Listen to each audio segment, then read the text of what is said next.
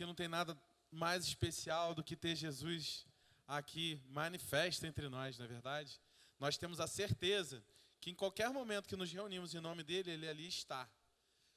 Mas são momentos preciosos que a gente vê a manifestação da presença de Jesus passeando entre nós. E isso sempre será priorizado e valorizado entre nós em nome de Jesus. Bom, o tema da minha mensagem hoje é baseado numa dessas reflexões. Foi muito forte, eu até fico emocionado de lembrar. Foi muito forte, o Senhor recebeu uma palavra, simplesmente uma palavrinha, veio muito forte no meu espírito. E eu comecei a escrever, e essa especial foi um devocional que eu recebi mais testemunhos e mais feedbacks até hoje. Todo dia eu recebo um monte de testemunho no meu celular, um monte. De pessoas que foram alcançadas, atingidas por essa mensagem, e essa foi uma mensagem muito especial, com certeza. E eu quero dar para você o tema da mensagem hoje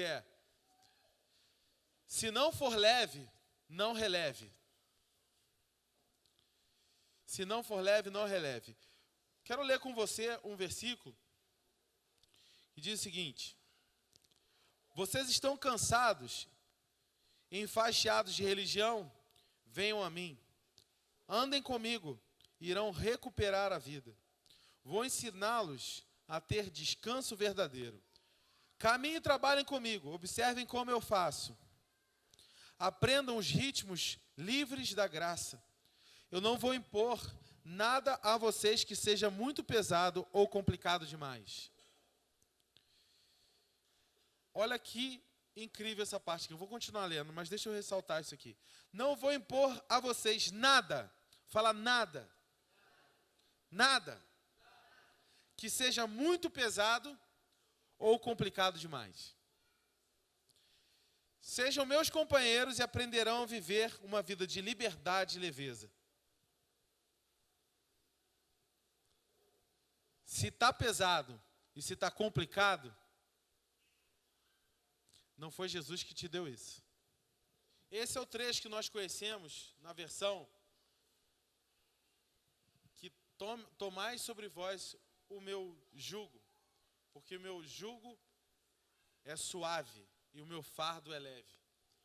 O jugo se trata a respeito de algo que era uma espécie de uma calha, uma canga de madeira que prendia um boi a outro. E o fardo significa a carga que esses bois levavam. Um boi que está debaixo de jugo, ele não tem vontade própria. Ele não tem liberdade. Ele está restrito, está limitado. Ele está preso à manada. A sua vida, o seu potencial, está restrito a favorecer os objetivos de alguém. Está fazendo sentido? É isso que a religião impõe sobre os homens, impõe sobre as pessoas. Algo que prende, que limita, que restringe. Algo que te impede de desfrutar do que Deus criou para você viver. E a carga, aquilo que é depositado sobre você. O que Jesus estabeleceu, Jesus nunca criou uma religião. Ele estabeleceu um relacionamento. Jesus nunca fundou religião. Ele estabeleceu um relacionamento. Uma possibilidade de você se relacionar com Deus que antes não era possível, com o Pai. E por um simples convite, arrependei-vos, pois é chegado o reino, um simples convite a mudar de ideia, Ele nos dá a chave para acessar essa realidade, de viver com Ele, num relacionamento, não viver para Ele, num condicionamento. Eu quero te ajudar essa noite. Eu quero te abençoar essa noite. Porque eu sinto que muitas vezes nós estamos sendo chicoteados por ideias religiosas. A nossa mente tem sido chicoteada com ideias religiosas. Existem ideias, existem crenças no seu interior, na sua cabeça, que te impedem de desfrutar a vontade de Deus. Por isso a proposta é renovar a mente, para experimentar a vontade de Deus. Se você não tem a mente renovada, você não experimenta. E a grande renovação da mente, a grande chave, existem vários princípios, vários valores para isso. Você já está cansado de me ouvir falar sobre isso. A grande questão é como Jesus mudou e desconfigurou a coisa como era. Baseado em rituais, em procedimentos, em comportamento, em aparência. E ele passa a priorizar a essência. Ele passa a priorizar relacionamentos do que processos. Passa a considerar e priorizar pessoas em detrimento de coisas ou rituais. E se eu fizesse a seguinte afirmação? Deus não precisa de ninguém para convencê-lo. E essa eu sinto que é uma grande crença que nós carregamos no nosso interior. Normalmente, quando a gente está passando por um desafio, separar um tempo para tentar convencer a Deus de fazer alguma coisa por nós. Deus, está difícil, me ajuda, como é que eu faço? Olha só, em nome de Jesus, isso aqui vai mudar. E aí você começa a tentar convencer a Deus. Vamos orar por avivamento. Vamos torcer para que as coisas melhorem. Vamos repreender isso, aquilo outro. Existe parte bíblica nisso. Mas eu estou falando daquela mentalidade, daquela necessidade de clamar a Deus. Existem 2 momentos na Bíblia em que Deus não queria ouvir a oração. Você sabia disso? O primeiro deles foi quando Moisés recebeu uma palavra para ir para a terra prometida. E de repente, ele deu lugar no seu coração. Ele deu mais lugar no seu coração à voz do medo e à voz da incredulidade do que a voz de Deus que deu direção para ele ir.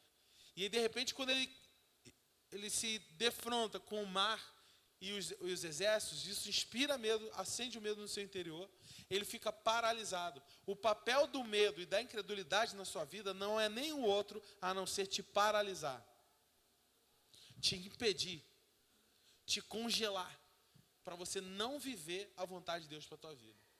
E aí, nesses momentos, ao invés da gente perseverar na palavra, que nós já recebemos na direção de Deus para nós, que já está estabelecida, que já está comunicada, que já está expressa, nós preferimos clamar. Deus, o que eu faço? E Deus responde para Moisés: por que clamas a mim? Diga ao povo que marche. É a hora que Deus não está interessado em ouvir você, é a hora que Ele já disse que você precisa ouvir. O segundo episódio foi quando Jesus disse: por que clamas, Senhor, Senhor, e não faz o que vos mando? É o mesmo cenário. Jesus já tinha comunicado a sua mensagem, comunicado a sua verdade, e as pessoas simplesmente deram ouvidos a outras coisas e resolveram clamar a Deus. Nós vemos isso no episódio da tempestade. Quando Jesus dá uma palavra, passemos para outra margem. Eles tinham uma palavra, eles tinham uma direção. E aí, de repente, no meio do caminho, vem a circunstância que acende o medo novamente, que desperta a incredulidade, e eles ficam atônitos. A Bíblia fala atônitos, paralisados, no meio do barco. E começam a desesperadamente acordar Jesus. Jesus, Jesus, o barco está afundando. Não importa que pereçamos. Você não está vendo que a gente está sofrendo? Foram importunar Jesus. Foram clamar a Jesus. E Jesus falou assim: homens de pequena fé, não estou interessado na sua oração nesse momento. Estou interessado na sua obediência. Porque é mais fácil para a gente clamar, se esforçar e fazer pirraça do que simplesmente crer. Deus não está precisando de ninguém para convencê-lo. Ele está procurando alguém para obedecê-lo. Então nós ficamos convencendo Deus de que as coisas estão ruins e que alguns projetos na nossa vida precisam da intervenção dele, quando na realidade tudo que a gente precisa é crer e caminhar sobre o que a gente vê, crer, não sobre o que a gente vê. Você caminha pelo que você crê ou você caminha pelo que você vê? Porque se você crê, você anda por fé, e a fé sem obras é morta. Então a fé é uma resposta ao que você vê espiritualmente, ao que você ouve da boca de Deus. Então, qual é o seu trabalho e o meu trabalho? É dedicar a nossa vida para passar tempo com o Pai, para observar, para perceber o que Ele tem para a nossa vida. Qual é o desejo dEle, qual é a vontade dEle.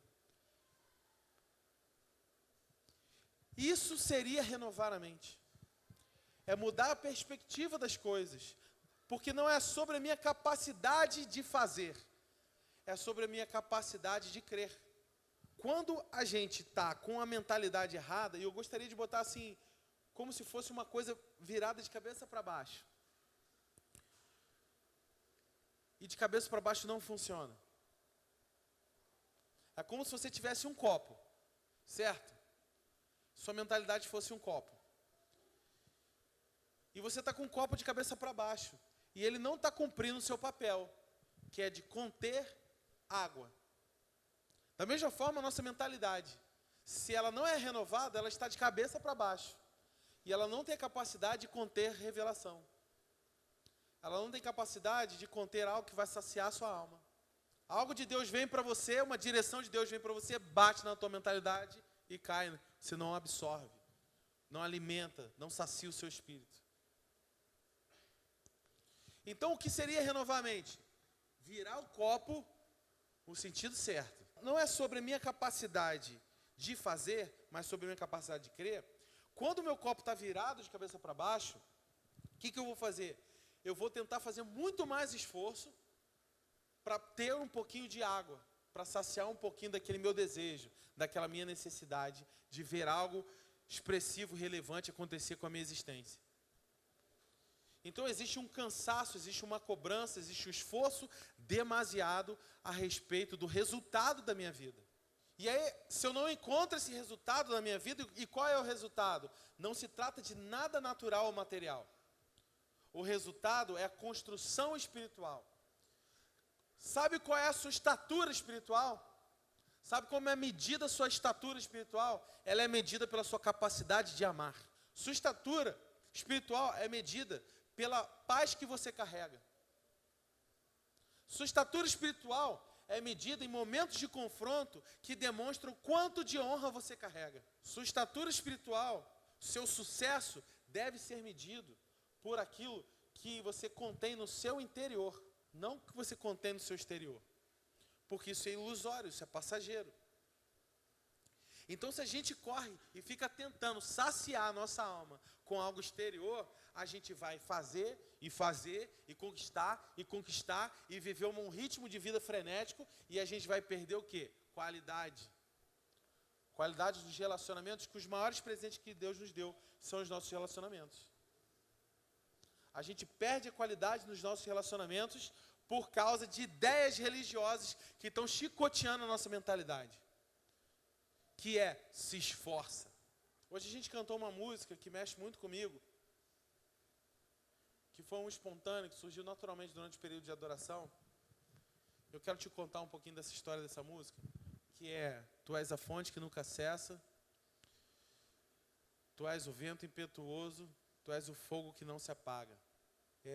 Alguns já conhecem essa história, mas essa história eu fiz, essa ideia surgiu aqui na Serra de Nova Friburgo, quando eu estava descendo. Eu não estava morando aqui ainda. E eu estava descendo e eu amo tomar água da fonte ali da serra. Sempre que eu posso, eu paro ali, abasteço as garrafinhas. E a água sempre está geladinha. Você já tomou lá a água da fonte da serra? Está geladinha assim, parece que tirou da geladeira.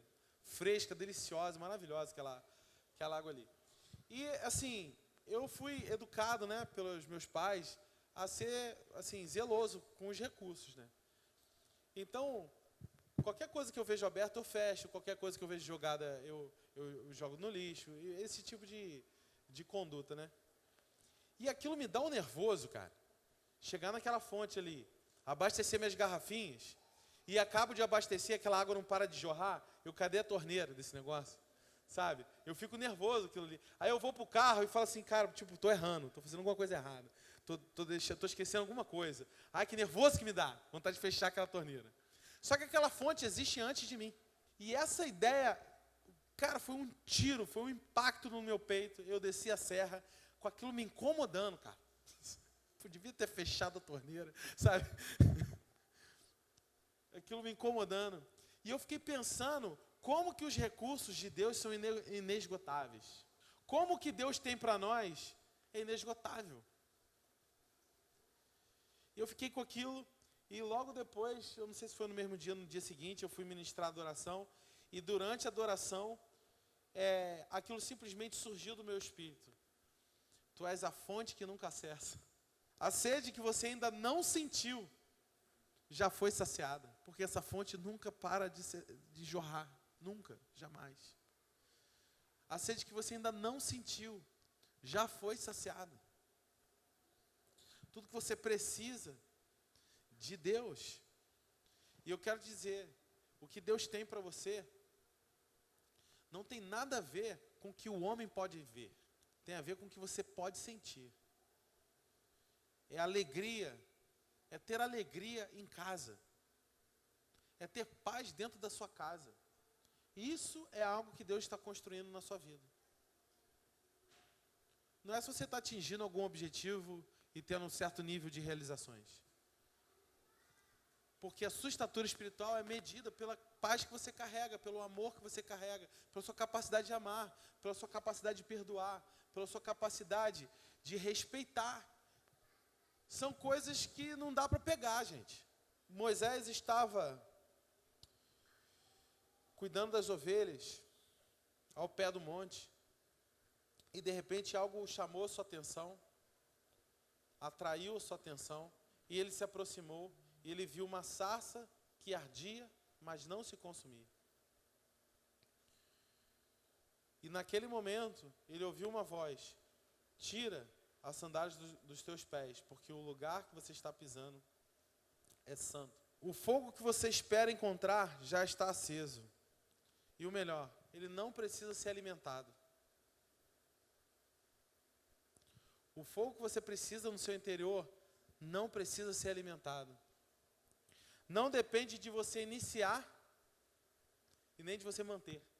Deus te convida para se aproximar dele. E quanto mais você se aproxima dele, mais você é iluminado por essa chama que não se apaga. Olha que interessante. Moisés era uma pessoa até aquele encontro com a sarça. E se tornou outra depois daquele encontro. Até aquele encontro com a sarça, ele era um assassino. A partir daquele encontro, ele se tornou um libertador. Até aquele encontro, ele era um pastor de ovelhas. A partir daquele encontro, ele se tornou líder de uma nação. Essa chama que não se apaga tem o poder de transformar você em uma nova pessoa. Mas não é uma pessoa melhor, não. É uma pessoa mais parecida com Jesus. É uma pessoa que carrega o DNA de Deus. O DNA de Deus. Que é uma chama que não pode se conter, não pode se cobrir, não pode se apagar. Não depende de nada para continuar. Ele é o vento impetuoso. O vento impetuoso significa algo que tem ímpeto. Algo surpreendente, algo de repente. Em outras palavras, algo que não pode ser controlado. O que Deus está fazendo na sua vida hoje não poderá ser controlado. Fala de expectativa, de andar em expectativa, de que a qualquer momento algo vai soprar em você e vai remover todas as suas dores, vai remover todo o seu passado, vai trazer uma nova chama sobre você, vai acender, vai vivificar essa chama, igual um churrasco que você começa a abanar e aquelas chamas se elevam. O vento de Deus na sua vida vai fazer brasas que estavam se apagando acordarem no seu interior. Quando a gente fala que o fardo de Jesus é leve, o jugo é suave, sabe o que significa? Que Ele não nos vê como animais. Ele nos vê como filhos. Ele hoje está nos transportando, essa é a mensagem do céu para você. Ele está te transportando hoje do sol escaldante para a sombra refrescante. Hoje Ele está transicionando você, projetando você dos campos de esforço próprio para o palácio da graça. Daquele esforço constante, cansativo, que você não encontra descanso para sua alma. E você está ali sempre se cobrando, sempre tentando convencer a Deus de fazer algo especial para você. Lembrar a Deus que você existe. Ei, Deus, estou aqui, não esquece de mim não. Poxa, eu estou na enfermidade, Deus se esqueceu de mim. Poxa, estou passando por isso, estou passando por aquele desafio, tenho essa dívida, não sei como fazer, estou sozinho mesmo, não tenho ninguém. E aí você começa a viver nessa prática, nessa busca intensa, de simplesmente sobreviver. É como se alguém que tinha a palavra de Jesus antes para andar sobre as águas, começasse a afundar. E começasse a ficar tentando tomar mais um fôlego para continuar mais um tempo sobrevivendo. Você não precisa viver essa realidade, sabe por quê? Porque alguém te chamou pelo nome para andar sobre as águas, para andar no sobrenatural, para viver uma nova realidade, para uma realidade além das ondas, para uma realidade além do ruído do nosso entorno, do nosso redor. Deus está te chamando para olhar nos olhos dele, não para olhar para as ondas. Deus está chamando para você caminhar com ele, não para simplesmente fazer grandes feitos. O grande benefício de andar sobre as ondas é poder encontrar Jesus onde ele está. É não ser impedido por causa da lógica, por causa do raciocínio humano, por causa das probabilidades. É não ser impedido por isso. É você continuar avançando na sua vida, apesar das probabilidades. O fardo de Jesus é leve. O jugo dele é suave. Ele não tem carga, imposições para colocar sobre você. Coisas complicadas. Se não está leve, não releve. Porque não é de Deus para você.